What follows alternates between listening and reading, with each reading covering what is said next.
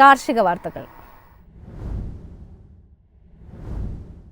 ഇന്ത്യയുടെ ഭക്ഷ്യധാന്യ ഉൽപാദനം റെക്കോർഡ് നേട്ടത്തിൽ. 2023-24 332.22 മില്യൺ ടൺ ഭക്ഷ്യധാന്യമാണ് രാജ്യം ഉൽപ്പാദിപ്പിച്ചത്. ജൂണിൽ അവസാനിച്ച 2023-24 വിളവർഷത്തിൽ ഇന്ത്യയുടെ ഭക്ഷ്യധാന്യ ഉൽപാദനം 332.22 ദശലക്ഷം ടൺ എന്ന റെക്കോർഡ് നേട്ടത്തിലെത്തിയതായി കാർഷിക മന്ത്രാലയം. മുൻവർഷത്തെ 329.6 ദശലക്ഷം ടണ്ണിൽ നിന്ന് 2.61 ദശലക്ഷം ടണ്ണിന്റെ വർധനവാണ് ഉണ്ടായത്. നെല്ലുൽപാദനം 137.82 ഗോതമ്പ് 113.29% ഉയർന്നു. അതേസമയം പയറുവർഗ്ഗങ്ങൾ, ധാന്യങ്ങൾ, സോയാബീൻ, പരുത്തി എന്നിവയുടെ ഉൽപാദനം പ്രതീക്ഷയ്ക്ക് വിപരീതമായിരുന്നു. മഹാരാഷ്ട്ര അടക്കം വിവിധ സംസ്ഥാനങ്ങളിൽ വരൾച്ച കനത്തത് വിളകൾക്ക് നാശനഷ്ടമുണ്ടാക്കിയതായാണ് മന്ത്രാലയം വ്യക്തമാക്കുന്നത്. കരിമ്പ് ഉൽപാദനം കഴിഞ്ഞ വർഷത്തെ 490.53 ദശലക്ഷം ടണ്ണിൽ നിന്ന് 453.15 ദശലക്ഷം ടണ്ണായി കുറഞ്ഞിട്ടുണ്ട്. News desk, MyFin TV.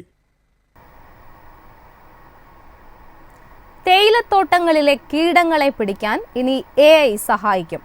Aerial imaging solutions വഴിയാണ് കീടശല്യം പരിഹരിക്കുക.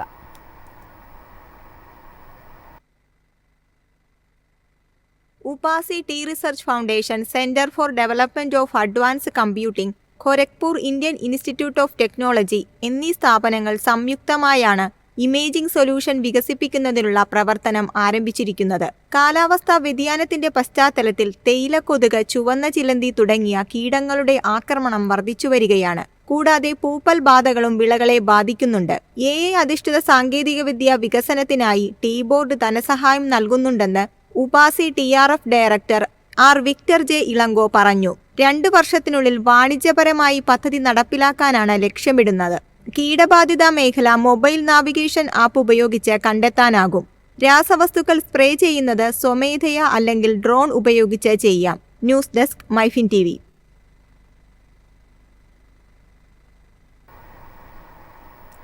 തമിഴ്നാട് കാർഷിക സർവകലാശാലയിൽ സംസ്ഥാനതല കർഷക സംഗമവും പ്രദർശനവും സംഘടിപ്പിക്കും. നാളെ മുതൽ 4 ദിവസമാണ് പരിപാടി. ഈ മാസം 26 മുതൽ 29 വരെ നടക്കുന്ന പരിപാടിയിൽ തമിഴ്നാട് സംസ്ഥാന കൃഷി വകുപ്പ്, മറ്റു ഗവേഷണ സ്ഥാപനങ്ങൾ എന്നിവയുമായി സഹകരിച്ച് നടത്തുന്ന സംഗമത്തിൽ 300ഓളം സ്റ്റാളുകളുണ്ടാകും. സാങ്കേതിക സെമിനാർ, പുതിയ വിളകളുടെ പ്രദർശനം, രോഗ കീടനാശിനികളുടെ നിയന്ത്രണ മാർഗങ്ങൾ, നാനോ ടെക്നോളജി, ജൈവകൃഷി, പുതിയ ജലസേചന മാർഗങ്ങൾ തുടങ്ങിയവയെല്ലാം പ്രദർശനത്തിലുണ്ടാകും. സംസ്ഥാന തലത്തിൽ 6 കർഷകർക്ക് അവാർഡ് നൽകും. കർഷകരും കാർഷിക വിദ്യാർത്ഥികളും ഉൾപ്പെടെ 10,000ഓളം പേർ പങ്കെടുക്കും. തമിഴ്നാട് കൃഷി വകുപ്പ് മന്ത്രി MRK പനീർശെൽവം, മറ്റ് മന്ത്രിമാരായ S മുത്തുസ്വാമി, MP സ്വാമിനാഥൻ, കൃഷി വകുപ്പ് സെക്രട്ടറി ഉൾപ്പെടെയുള്ള വിദഗ്ധർ എന്നിവർ ചടങ്ങിൽ പങ്കെടുക്കും. News desk, MyFin TV. സ്വതന്ത്ര വ്യാപാര കരാറുകൾക്ക് കീഴിൽ ക്ഷീരമേഖലയ്ക്ക് നികുതി ഇളവ് നൽകില്ലെന്ന് വാണിജ്യ വ്യവസായ മന്ത്രി പീയൂഷ് ഗോയൽ. ചെറുകിട കർഷകരുടെ ഉപജീവന മാർഗമായതിനാൽ ക്ഷീരമേഖലയ്ക്ക് പ്രത്യേക പരിഗണന നൽകുന്നതായും അദ്ദേഹം വ്യക്തമാക്കി. ആഗോള രാജ്യങ്ങളുമായി താരതമ്യം ചെയ്യുമ്പോൾ ഇന്ത്യയിലെ ക്ഷീരകർഷകരുടെ ഫാമും കാലികളുടെ എണ്ണവും താരതമ്യേന ചെറുതാണ്. ഇതിനാൽ രാജ്യത്തെ കർഷകരെ സംരക്ഷിക്കേണ്ടത് സർക്കാർ ഉത്തരവാദിത്തമെന്നാണ് ഗോയൽ ചൂണ്ടിക്കാട്ടുന്നത്. മാർച്ചിൽ ഒപ്പുവെച്ച യൂറോപ്യൻ ഫ്രീ ട്രേഡ് അസോസിയേഷൻ വ്യാപാര ഉടമ്പടി പ്രകാരം സ്വിറ്റ്സർലൻഡിനും നോർവേയ്ക്കും ക്ഷീരമേഖലയിൽ നികുതി ഇളവുകൾ ഇന്ത്യ പ്രഖ്യാപിച്ചിട്ടില്ല.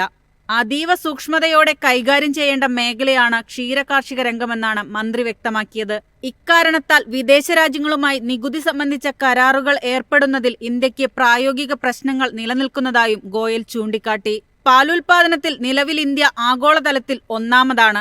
ഇന്ത്യൻ ക്ഷീരമേഖലയുടെ 46% ഗ്രാമീണ മേഖലയിൽ നിന്നാണ് ഉൽപ്പാദിപ്പിക്കുന്നത്.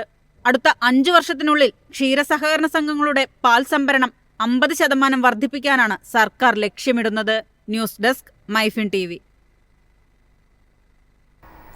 ഇന്നത്തെ കമ്പോള നിലവാരം.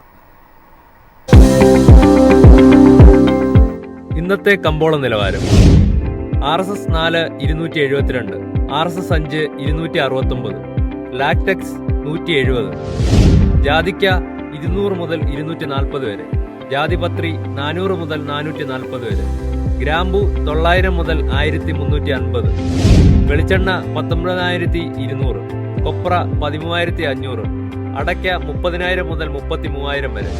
കുരുമുളക് അൺഗാർബിൾഡ് 64,600, കുരുമുളക് ഗാർബിൾഡ് 66,600, ചുക്ക് 36,000.